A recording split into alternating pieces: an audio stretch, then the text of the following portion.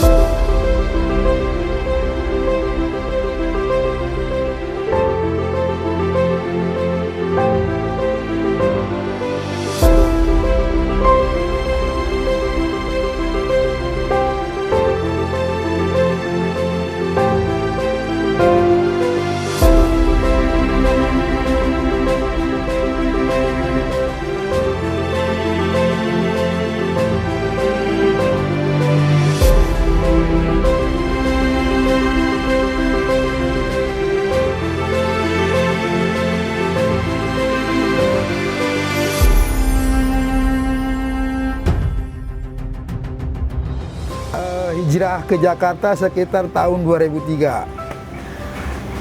Awal muasalnya kita hijrah dari Bandung ke Jakarta Selatan, tepatnya di daerah Jalan Peninggalan Barat 3, RT 12, RW 11, Kelurahan Kebayoran Lama Utara.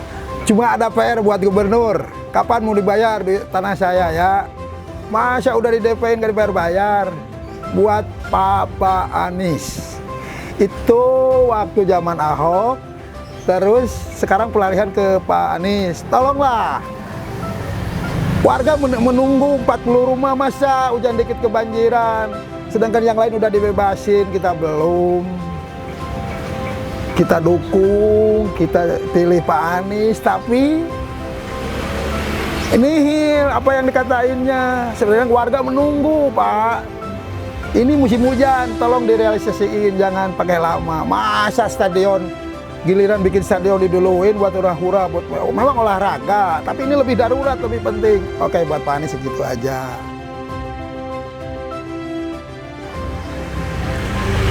Tahu Bandung, khususnya saya bikin tahu Bandung. Tahu bukannya susah masarin, gampang banget. Yang susah malah produksi, yaitu karyawan. Karena tahu Bandung dituntut untuk bikinnya malam, karena nggak pakai pengawet. Nah, plusnya tahu Bandung itu kita nggak pakai pengawet, otomatis bikin harus malam. Nah, bikin malam itu kurang tidur, otomatis stamina kurang. Tapi dituntut untuk jaga rasa, kualitas. Termasuk ya, alhamdulillah, tahu saya ke 5 rumah sakit udah berjalan normal, aman, terkendali. SD tamat, SMP agak batuk-batuk, karena di kampung kan pabrik tahu, zaman ibu bapak kan, orang tua cerai, SMP pabriknya nggak jalan, pabrik tahunya. Nah, mulailah nggak bisa kita nerusin sekolah. Adik kita bertiga, orang tua cerai, akhirnya kita nggak ada yang sekolah. Tapi jangan kecil hati, gara-gara nggak sekolah aja orang nggak bisa sukses, bohong. Nah, setelah dari itu kan kita jadi cermin, oh kita nih hidup pas-pasan kan. Begitu kita udah keluar sekolah, kita harus makan sendiri. Adik saya semua makan sendiri kan, bertiga. Mulailah belajar dagang tahu. Awalnya dagang tahu, semua mulai hijrah ke Jakarta. Saya duluan ke Purwakarta dulu. Sempat buka pabrik tahu waktu bujangan tuh di Purwakarta. Punya istri, agak kolab di sono karena waktu itu joinnya kurang rapi, akhirnya kita bubar, kita hijrah ke Jakarta. Di Jakarta Selatan baru saya buka kontrak setahun ke depan saya kebeli. Nah, udah begitu saya ngajaklah adik-adik saya yang dua itu kan, ngajak adik dua, saya asuh, saya didik, akhirnya dia berhasil juga. Udah punya rumah, punya mobil, punya pabrik masing-masing. Jadi jangan kecil hati, kalaupun orang tua cerai itu mah udah udah suratan kita lah, terima nasib. Yang penting kita semangat, jujur, jangan lupa sama yang di atas. Kan dulu waktu kecil kesehariannya bangun tidur udah lihat ada yang bikin tahu di rumah. bangun tidur, mau tidur juga masih ada yang bikin tahu. Otomatis secara nggak diajarin pasti tahu, oh ini begini ya begini.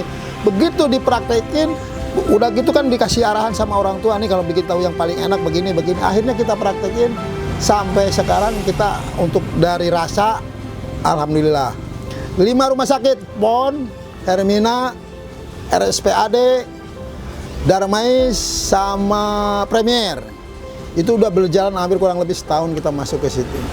Buat para rumah sakit, kalau memang pakai pengawet pasti udah dikomplain kan, otomatis tahu saya aman dimakannya gitu. Oh iya, buat rumah sakit yang lain, dari mulai rumah sakit mewah sampai mulai rumah sakit sederhana bisa kirim sejabotabek, insya Allah barang aman.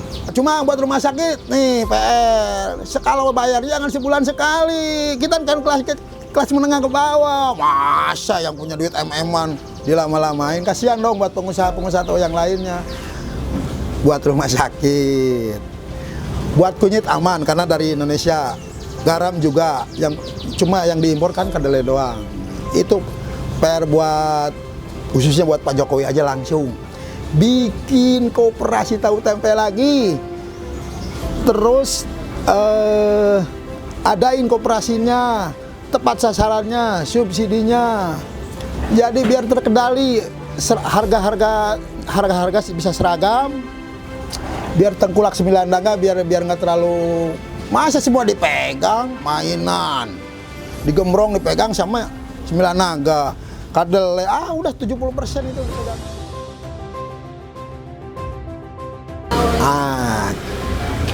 Jurus bersaing sama pengusaha-pengusaha tahu.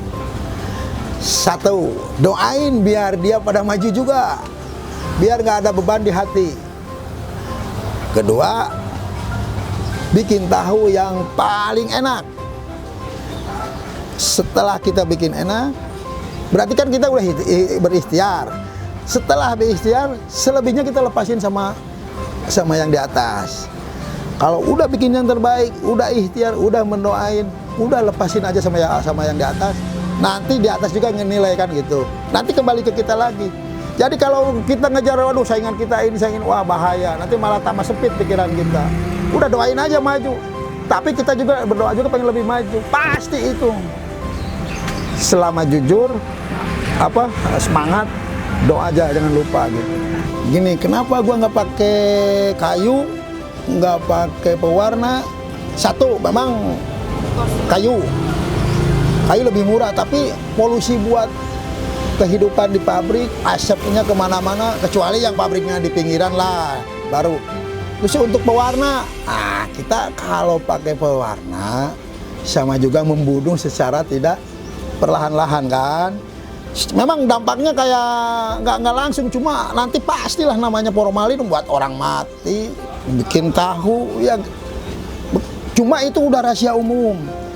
Buat kapolsek tuh yang suka minta tagihan ke bikin tahu Cina, khususnya yang suka formalin, itu dapat tiap bulan itu dia ngasih.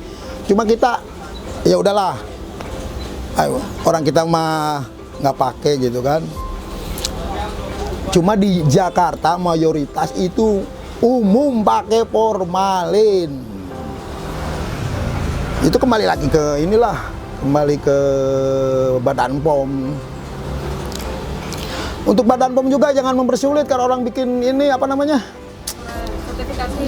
Iya, sertifikasi buat ini halal kayak ini ribet. Terlalu besar, apalagi modal yang nggak bisa online, bikin pusing. Kalau bisa mah datang Badan POM nih, pada ini mau bikin ini, udah datangin. Orang kan digaji sama rakyat, aneh ya. Sebetulnya begini kalau masalah kualitas. Karyawan saya, misalkan pindah ke pabrik tahu lain, tapi konsumen banyak ngomong tetap walaupun karyawannya itu, tapi dari rasa itu kembali ke pengaturannya, kembali ke yang punyanya, pengontrolannya, dari mulai nyucinya, masaknya, ngunyitnya, pokoknya semua dari A sampai Z kita sering kontrol terus. Per 5 jam kontrol, 5 jam kontrol yang kerja. Jadi selamanya aman terkendali dari kualitas. Adapun pernah kesel, wajar lah namanya manusia, kita bukan malaikat, pasti sekelas apapun, walaupun sekelas tahu Yuni pasti ada salahnya. Cuma Yuni mungkin nggak dijual karena takut komplain kan, pasti ada lah. Untuk merekrut karyawan, alhamdulillah ada yang 7 tahun, 8 tahun. Kalau karyawan bisa bertahan lama berarti dia nyaman. Kalau sebentar nggak mungkin, pastilah dia pulang kampung. 80%, 20% merosot. Covid kedua tuh, Covid pertama sih bagus. Covid kedua tuh kena pukulan karena mungkin rakyat udah habis duitnya kali.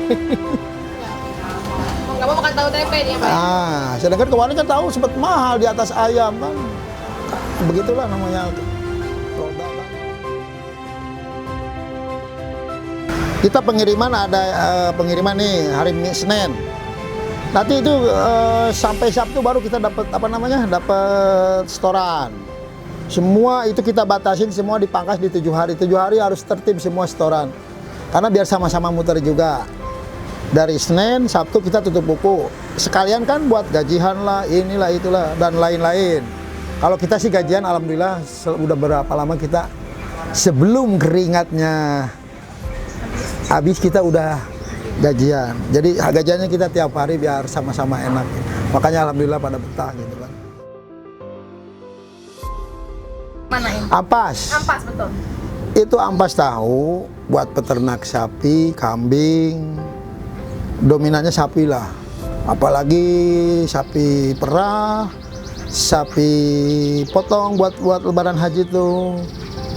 Itu lumayan buat kalau bikin banyak lah buat nyicil mobil merem kayaknya. Itu dari ampasnya gitu. Jadi semua nggak ada yang tersisa, nggak ada yang dibuang ke kali. Aman Pak, aman. Mungkin atau Buat para yang kena PHK, yang anak sekolah, mau kerja di sini boleh, tapi training paling lama seminggu, harus bisa. Gajinya 6 juta, silakan daftar. Nanti ada bagian ngelatihnya gitu kan. Mau jadi pemasaran? Bisa, dikawal sampai bisa minimal punya penghasilan berangkat jam 6 pagi, pulang jam 10, 100.000 udah kebagian. Berangkat jam 6, pulang. Nanti diajarin cara ngejualnya begini, saya langsung nanti diajarin ke lapangan. Dari mulai keliling sampai main pasar. Jadi berbagi ilmu, kan begitu, ada 3 ya. Sampaikanlah walaupun pahit. Yang kedua, ilmu yang bermanfaat. Mau ilmu dagang, ilmu kerja, ya semua bermanfaat kan. Jadi pahala nantinya kan. Selepas nanti maju enggak itu tergantung yang ngejalaninnya kan gitu.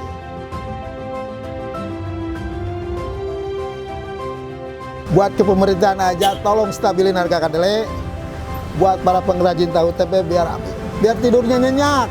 Walaupun nggak untungnya gede, tapi nyenyak. Besok ada kedelai naik, jadi nggak bisa tidur lagi, kasihan. Tapi dengar-dengar sih udah ada subsidi. Subsidi dari Pak Jokowi, dengar-dengar. Cuma ke telinga saya ini belum nyampe. Bukan ke telinga saya, ke pabriknya nggak ada konfirmasi, nggak ada yang datang. Cuma di tempat lain mungkin apa memang saya nggak masuk koperasi, tapi kan koperasi udah nggak ada. Ya itulah mungkin teknisnya belum nyampe ke saya, nggak apa-apa. Berarti memang Pak Jokowi juga itu langsung cepat tanggap, ada reaksi lah buat tahu tempe teman-teman. Buat pemerintah juga. Itu kedelai mau dibawa kemana? Masa Kopti dibubarin tapi di toko Cina banyak. Tolong dong kerannya itu pasar bebasnya jangan terlalu dibuka kerannya. Kita kalah sama 9 naga. Kecuali pemerintah itu ngegandeng, adalah Bulog ambil, jangan beras doang sama minyak, kedelai juga diambil. Jadi nggak liar itu kedelai di mana-mana jadi liar. Jadi kalau ada kedelai dipegang negara otomatis harga terkendali. Sedangkan itu kebutuhan kedelai itu udah nasional, udah 9 pokok masuknya itu. Bukan nggak masuk lagi 9 pokok, udah masuk tahu tempe. Tolong buat pemerintahan itu PR-nya, buat dewan-dewan juga. Kedua, pemerintah tolong Kalau bisa itu dikumpulin pengusaha tahu itu di satu tempatin. Jadi enak kontrolnya, enak subsidinya, bisa tepat sasaran ke sananya. Jangan semeraut, tapi jangan diperhambat untuk masalah prosedurnya jangan terlalu ribet. Capek kita udah begituan itu udah lama beginian.